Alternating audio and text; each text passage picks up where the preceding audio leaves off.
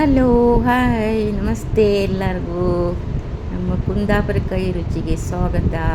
ಇವಾಗ ನಾನು ಒಂದು ಸಿಹಿ ಗೆಣಸಿನ ಉಕ್ಕರಿ ಅಂತ ಮಾಡ್ತಾ ಇದ್ದೀನಿ. ಬೆಳಗಿನ ತಿಂಡಿಗೆ ಇಲ್ಲ ಸಂಜೆ ಹೊತ್ತಿಗೋ ಎಲ್ಲ ಆಗುತ್ತೆ ನೋಡಿ. ತುಂಬ ಚೆನ್ನಾಗಿರುತ್ತೆ.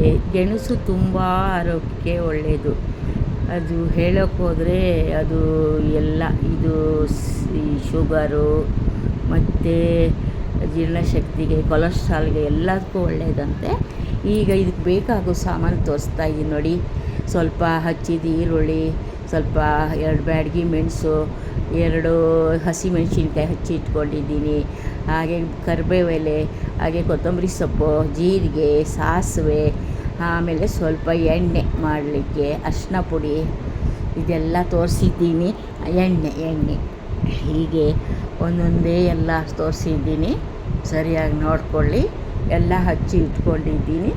ಇವಾಗ ಮುಂದಿದು ತೋರಿಸ್ತಾ ಇದ್ದೀನಿ.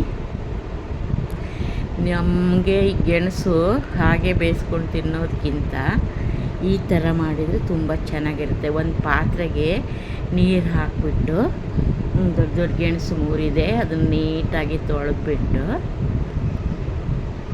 ಸ್ವಲ್ಪ ಮಣ್ಣಿರುತ್ತಲ್ಲ ಹಾಗಾಗಿ ಚೆನ್ನಾಗಿ ತೊಳೆದ್ಬಿಟ್ಟು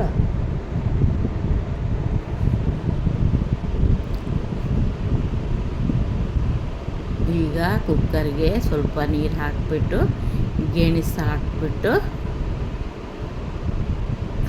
ಕೊನೆ ತನಕ ನೋಡಿ ಫ್ರೆಂಡ್ಸ್. ಇಷ್ಟ ಆದರೆ ನೀವು ಮಾಡಿ, ಇಲ್ಲ ಒಂದೇ ಉಪ್ಪು ಹಾಕ್ತೀನಿ ಸ್ವಲ್ಪ, ಇಲ್ಲ ಅಂದರೆ ಕಮೆಂಟ್ಸ್, ಲೈಕ್, ಶೇರ್.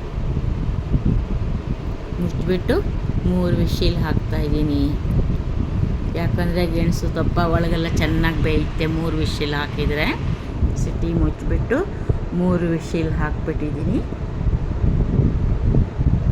ಮುಂದೇನಂದರೆ ಆಯಿತು, ಬೆಂತು ನೋಡಿ. 3 ಸೀಟಿ ಒಳಗೆ ಫುಲ್ಲು ಬೆಂದು ಹೋಗಿದೆ.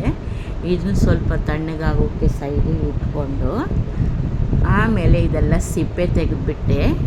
ಸಿಪ್ಪೆ ತೆಗೆದು ಇವಾಗ ಅದನ್ನು ಪೀಸ್ ಮಾಡಿ ಇಟ್ಕೊತೀನಿ. ನಂತರ ಒಂದು ಬಾಣಲಿಗೆ ಎಣ್ಣೆ, 2 ಚಮಚ ಕೊಬ್ಬರಿ ಎಣ್ಣೆ, 1/2 ಚಮಚ ಸಾಸಿವೆ, 1/2 ಚಮಚ ಜೀರಿಗೆ, ಹಾಗೆ ಅರಿಶಿನ ಪುಡಿ, ಹಚ್ಚಿದ ಚಿಲ್ಲಿ, ಗ್ರೀನ್ ಚಿಲ್ಲಿ, ಆಮೇಲೆ ಕರಿಬೇವು, ಆಮೇಲೆ ಈರುಳ್ಳಿ, ಒಂದು ದಪ್ಪ ಈರುಳ್ಳಿ ಹಚ್ಕೊಂಡಿದ್ದೀನಿ. ಇದೆಲ್ಲ ಹಾಕಿ ಸಣ್ಣ ಉರಿಯಲ್ಲಿ ಚೆನ್ನಾಗಿ ಫ್ರೈ ಮಾಡ್ತೀನಿ. ಹಾಗೆ ಫ್ರೈ ಆಗ್ತಾ ಇದೆ. ಇವಾಗ ಚಿಲ್ಲಿ ಹಾಕಿದ್ದೀನಿ. ಹಾಗೆ ಚೆನ್ನಾಗಿ ಫ್ರೈ ಕೆಂಪಾಗಿ ಗಮ್ಮಂತ ಸ್ಮೆಲ್ ಬರೋಕ್ಕೆ ಶುರು ಮಾಡಿದ್ದೀನಲ್ಲೇ ಹಚ್ಚಿ ಇರೋ ಅರಿಶಿನ ಪುಡಿ ಒಂದು ಚಿಟಿಕೆ ಹಾಕ್ತೀನಿ. ಹಾಗೆ ಇದು ಗೆಣಸನ್ನೆಲ್ಲ ಬೇಯಿಸಿ ಪೀಸ್ ಮಾಡಿ ಇಟ್ಕೊಂಡಿದ್ನಲ್ಲ, ಹೀಗೆ ಒಣಮೆಣಸು, ಬ್ಯಾಡಗಿ ಮೆಣಸು ಒಂದು 2 ಪೀಸ್ ಮಾಡಿ ಹಾಕಿ, 2 ಹಸಿಮೆಣಸಿನ್ಕಾಯಿ ಹಾಕಿದ್ದೀನಿ. ಈಗ 2 ಬ್ಯಾಡಗಿ ಮೆಣಸು, ಅದು ಒಂಥರ ಟೇಸ್ಟ್ ಕೊಡುತ್ತೆ. ಹಾಗೆ ಫ್ರೈ ಆಗ್ತಾ ಇದೆ ನಿಧಾನಕ್ಕೆ.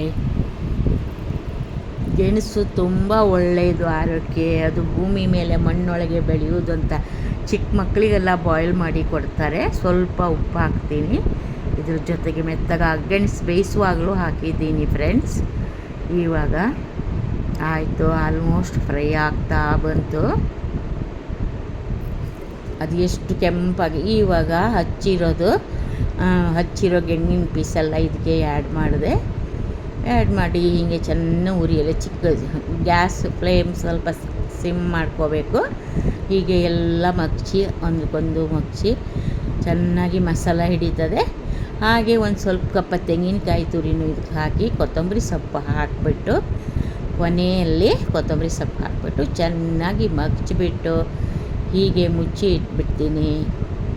ಇನ್ನು ಒಂದು ಅರ್ಧ ಗಂಟೆ ತನಕ, ಅಂದರೆ ಬಿಸಿ ಇರುತ್ತೆ. ಹಾಗೆ ತುಂಬ ಚೆನ್ನಾಗಿರುತ್ತೆ ನೋಡಿ ಫ್ರೆಂಡ್ಸ್. ನೀವು ಒಂದು ಸರ್ತಿ ಮಾಡಿ ನೋಡಿ. ನಿಮ್ಗೆ ಇಷ್ಟ ಆದರೆ ನಾನು ಮಾಡಿದ್ದೀನಿ ಅಂತ ಒಂದು ಮೆಸೇಜ್ ಕಮೆಂಟ್ಸ್ ಹಾಕಿ.